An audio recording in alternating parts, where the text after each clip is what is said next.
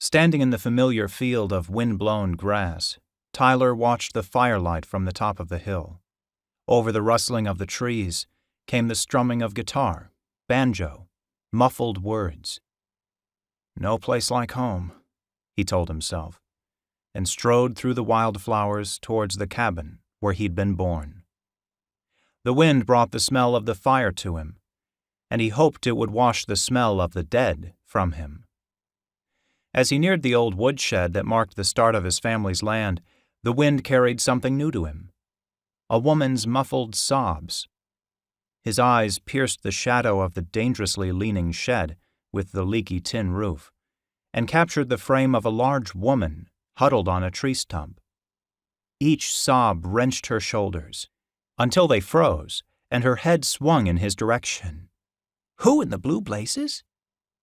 Eyes still sharp as a hawk, Tyler thought, his blue funk slipping a little at the sound of the voice. It's me, Aunt Vi. Tyler. The woman rose. Stiff legs shuffled forward. Tyler? Little Ty? The shape gathered steam, stumbling towards him, and emitting a peal of gleeful laughter. Why, I knew you'd come, boy. Didn't pay no never mind to that sourpuss brother of yours, telling us how all fired important you take your job. Aunt Vida shook him by the shoulders, still strong despite her 66 years, then tugged him out of the shadows of the decrepit woodshed, towards a group of people gathered around a fire.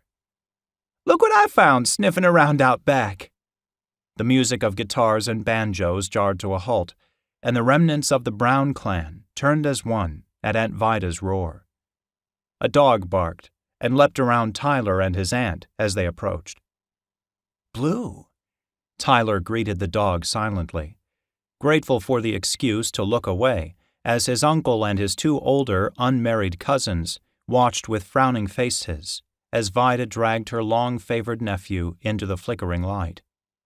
Tyler let his aunt take his military-issue pack and nervously rubbed his hands against the sides of his UN fatigues. A thick silence overtook the men of the Brown clan, broken only by the tumble of a log in the fire. Vida growled, Now listen, you flea-bitten goats. He came to see his pops, same as you. He came. And I don't want y'all digging up things best left in the past, you hear? Her hand propelled Tyler forward into the circle. He nodded to the group as he patted the head of the hound, nuzzling his thigh, far happier to see him than any of his family looked, around the fire. Uncle Hugh? Jack? Marty?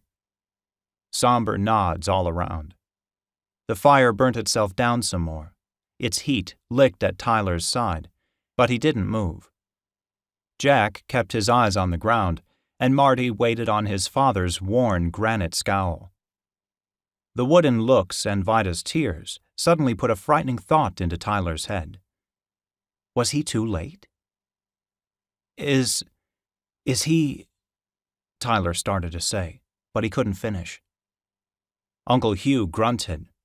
He tossed the stick he was whittling into the fire and pushed his straw hat back on his forehead with the blade of his jackknife. White hair and leathery skin framed the eyes that looked Tyler up and down. Strong farmer's hands closed the knife, and finally he shook his head. No, boy. He's stuck in a world of hurt, mind. My guess, he's been waiting for you to get clear of them zombies long enough to... Aunt Vida growled behind Tyler.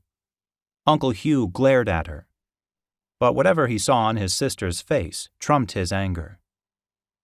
Her pa's asleep, he said. But Tom's with him, so you just wait your turn, he warned, his voice as cold as his face. At the mention of his brother, the old anger roiled in his belly, but now it was mixed with equal parts guilt. The fire licked painfully at his leg, but he bore it like a penance. My father is dying, and I wasn't here. Hugh looked past Tyler to his sister for a long moment, then met Tyler's eyes. A nod of greeting, then his hand stretched to the convenient log behind the newcomer. Sit down, boy, before your leg's well done, so Tyler sat.